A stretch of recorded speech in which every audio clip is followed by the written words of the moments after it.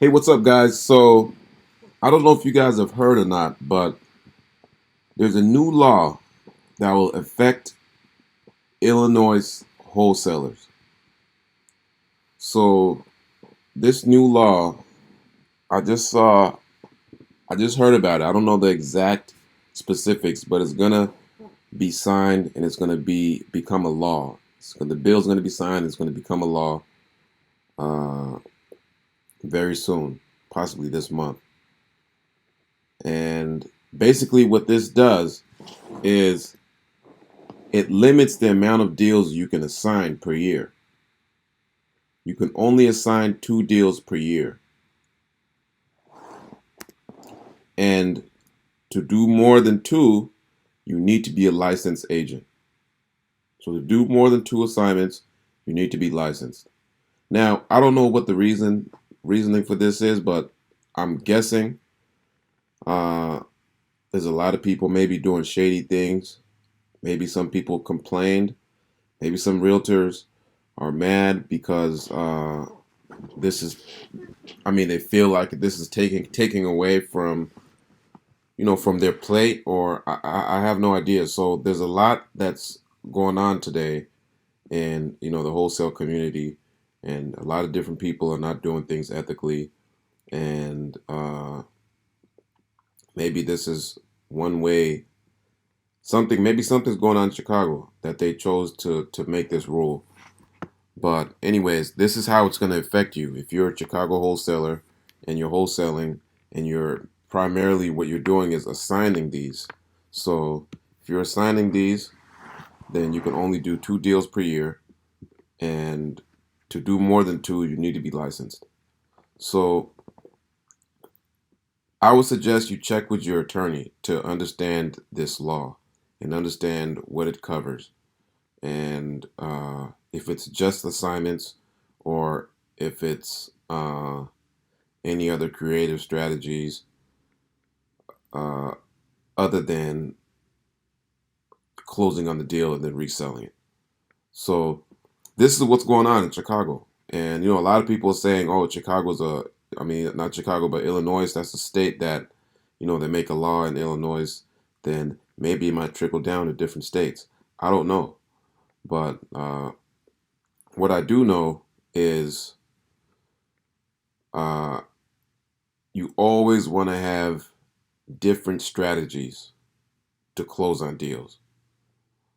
So what I'm going to show you is this. I'm going to show you, I just got this information, so I'm making this video. Normally I want to make a video when I'm talking to you guys, but I'm just making this video uh, just on the fly, and I'm going to show you what I do to bypass a signing. So this is what I do to bypass deals, whether it be from the bank, a seller who doesn't want something to get assigned, an investor. So if I cannot assign the deal, these are the things that I do. These are things that you might want to do too. But again, check with your attorney, check with your and find out exactly what are the exact details of that law that's going to be passed in the state of Illinois. So this is what I do. So number one is this is for Chicago. This is for Illinois. You got to get your real estate license. So in order to do more than 2 deals, now the easiest way, if you want to continue assigning, you want to continue just doing business like you were doing before, you have to get your real estate license. Number two, you can do back-to-back closing. Number three, you can sell your LLC to a new buyer. And number four, you can start using a wholesale trust. I'm going to tell you exactly what this is. So I'm going to break these down in these next slides so you guys can have an understanding. So getting your real estate license in Illinois. So they've revamped this year. This year, I think this year or last year. It used to be you had to be 21 to get your license. So now you got to be 18. and you have to graduate from high school or obtain equivalent or a high school GED. But I don't know if they took that off or not. So this is why I'm telling you guys my information might not be 100%. So this is the information that I got, and you have to take the exam, and you need to score at least a 75 or better, and you need a total of 75 hours. It used to be 90 hours, now it's 75. So getting your license will basically, what they're saying is they're trying to regulate uh, the real estate investing or the wholesaling business over there in the Illinois in Illinois, basically saying, from what I got from it, is basically saying they're trying to regulate it, and people are operating as brokers, representing the seller and also representing the buyer. So a lot of people are doing things the wrong way. So maybe it got to a point where I don't know, people just put, they people complained, and this is the result. So getting your real estate license, and then number two, back-to-back closing. Back-to-back closing. Now, there's a lot of people who say double closing. I'm in Washington State, and to my knowledge, you can't do a double closing in Washington State. Double closing is when you simultaneously you have a contract, an A to B contract with the seller, and then you have a B to C contract with the buyer, and the buyer wires in the funds to fund the A to B part of it, and then also funds the B to C part of it, and that's all done simultaneously in one transaction. That doesn't happen here in Washington State. So there's a lot of people who are doing that in states like, I don't know, I think Las Vegas, Arizona, maybe down south. I don't know, but over here we have to do back-to-back closings. So that means there's an A to B contract, and then you got to get a private lender or a transactional funding to fund the B to C contract. So the A to B, that's one HUD-1 statement. That's one transaction with the escrow company. Then the next day or within a few hours, there's a second transaction that goes on between you, who are now the seller, the investor. So the investor is the wholesaler. And then now you, the investor, now you're the seller, and then you're selling the deal that you just got from the original seller to the buyer. So that's how we can do it here. But over here in Washington State, we have a excise tax of 1.78%. I think we're the only state that has an excise tax. So what happens is when we do these type of transactions, we will have to lose some of the profit. So depending, I mean, especially homes are expensive here. So let's say a $500,000 house, 2%, that's a lot of money. Sell your LLC to the buyer. So this is one thing you can do. So you can, investor is the wholesaler, and then now you go to the Secretary of State, create an LLC. An LLC, you can create it. You can have your information within a day or two. And then now what you do is that LLC, I don't know, 123 Main Street LLC, you use to get the seller under contract. Now what you do is you sell that LLC to the buyer. You're not assigning anything. You're not doing anything like that. You're selling your LLC, basically your business, to the buyer, and then now the buyer is the new owner of that LLC and a new member of that LLC, and then they close on the deal with the seller. So you can do that, or you can make the buyer, you can get a new LLC and then put the buyer in your LLC as a member in your LLC, and then they close on it, and then later on you can take yourself off as the member, and then he will be the sole member. So there's different ways of doing this stuff. You just have to talk to an attorney. You might have to spend some money, talk to an attorney to understand exactly how this stuff works for your market. Every state is different. Every state has different rules. You know what I mean? So just like they say, like over here in Washington State, they have an excise tax, 1.78%. No other state has an excise tax. Just like in Chicago, or in Illinois, now they're limiting wholesaling, but no other state does that. So states have different rules. It's another situation is with lease options. With lease options, seller financing, you see how they try to limit that, and there's still workarounds around those. The Dodd-Frank Act. There's still workarounds. There's still ways you can work around the Dodd-Frank, because they try to limit that as well, saying you can only do a certain amount of transactions. But you can also limit that. And also there's some states that do require you to be a real estate agent if you want to do lease options.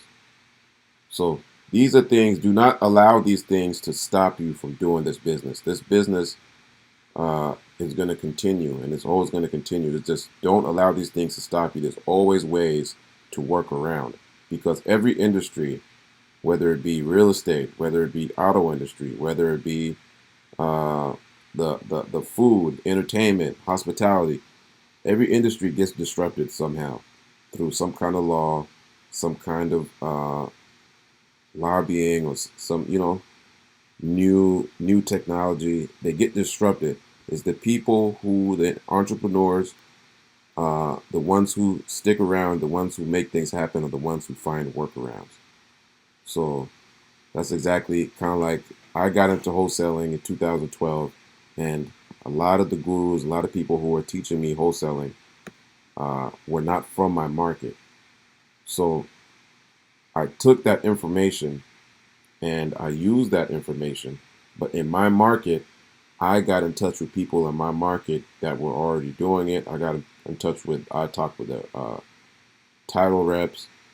I have an attorney here that I talk to, and I understand the laws in my own state. So there's things that are a little bit different in the state, but overall it's all the same. So I would suggest, in a situation like this, even if you're not in Illinois, always try to market or connect and network with private lenders. Always want to connect with private lenders. At the end of the day, if you have a private lender, you can close deals extremely fast, and you can close deals extremely fast, and you don't have to worry about a signing or anything like that. And depending on what kind of deal you have with that private lender, you guys can turn around and wholesale, not even wholesale, you can wholesale. You can close on it and then put it back out in the market and then make some money that way. Or you can just close on it and then wholesale it to somebody else. So always market, network, and try to get in touch with your local private lenders. They could be your doctor, it could be your dentist, it could be your local engineer. People who want to make more money from their money. So next is the wholesale trust. Now, I'm going to share with you guys what this is. So this is a wholesale trust. This is a trust, a type of trust, and a type of strategy I got from the attorneys over there, or the advisors and attorneys over there at Anderson Advisors, Anderson Business Group, or Anderson Advisors. And I'm going to give you a link in the description. A link in the description. If you're watching this on YouTube, there's going to be a link in the description to the video where it explains this, and where you can reach out to these guys and get this trust. So what this is this: you are the investor. Investor is the wholesaler. You have a corporation. It could be an LLC, but they suggest you want your wholesaling business. If you're doing a lot of deals, you want your wholesale business to be a C corp, because if it's not a C corp, then the IRS can tag you as a dealer, and that could be higher interest, higher tax. So your corporation, let's say it's an LLC. Now you want to get into a contract with a seller. So you're the investor. This is your LLC or your corporation, and you want to get into a contract with a seller. What you do is you create a trust. So this is what the Anderson Business Advisors will provide you. Create a trust. The trust, you name the trust anything you want to name it. You can name it maybe the name of the street, the name of the area, 123 Main Street Trust. Okay, you create a trust. And then now what you do is now you appoint yourself as the trustee of that trust. And then your corporation or LLC is the beneficiary of that trust. So you're the trustee and your corporation is the beneficiary. If you guys don't know what this stuff means, I suggest you just look it up, ask your attorney, and reach out to Anderson Business Advisors. Reach out to those guys and they can explain this to you. And I have a video connected for this. So then now, what you do is, now with that trust, now you use your regular purchase and sale agreement, but instead of putting your corporation and or signs, you don't have to do and or signs. Just put your trust. The name of your trust is what's going to buy the house. So the trust is what's going to buy the house, not your corporation. Your corporation is the beneficiary of the trust, and you're a trustee. So now you get yourself under contract with the seller with the trust. So now you're under contract. So now what you do is you resign as the trustee. Once you have your investor or the guy who's interested in this house, resign as the trustee, and then what you do is you sell your beneficial interest over to this buyer. So this buyer will pay your corporation a fee for your beneficial interest in this trust. So what's now you're no longer, your corporation is no longer a beneficiary of this trust. Now this buyer's corporation is going to be a beneficiary of this trust. And then now this buyer is now the appointed trustee. And then now what you do, you walk away, and then nothing changes between the transaction with the trust. Between the relationship with the trust and the seller. It's just the buyer comes in and closes. And then you walk away. So that's how you do that. So to learn more, click on the link in the description to learn more about the wholesale trust. And that's just the main thing you want to do. Is just remember, when you guys are creating your wholesale business, you don't want it just to be strictly just a wholesale business. You want to do different things. Wholesaling is an introduction to your real estate investing journey. So you get into real estate investing. That's what I teach. I teach how to create a full-service wholesale business. Meaning wholesaling is what's going to get you the deals. The skills that you're going to gain from wholesaling is you getting the lead and getting the deal under contract. That is the most important thing in this business. After that, your exit strategy can change. You don't have to wholesale it. You can hold it. You can fix and flip it. You can. There's a lot of different things you can do. So, yeah. So if you want to learn more about how I approach wholesaling business, how I approach real estate investing, go to howtoflip.net, and you learn a lot more about me and a lot more about wholesaling. a full-service wholesale business. So again, that's the law that's going on right now. That's the law that's getting ready to be passed in Chicago. And don't get discouraged if you're from Chicago. I would suggest you just go through the workarounds that I talked about. Talk to your attorney, understand what's going on, and keep going. Continue your business. Don't drop out. Continue doing your business, because every industry is going to have something or someone, some politician, some law, something is going to disrupt an industry. But there's always a way to pivot, always a workaround. So that's my 2 cents on this law. I will see you guys on the next video.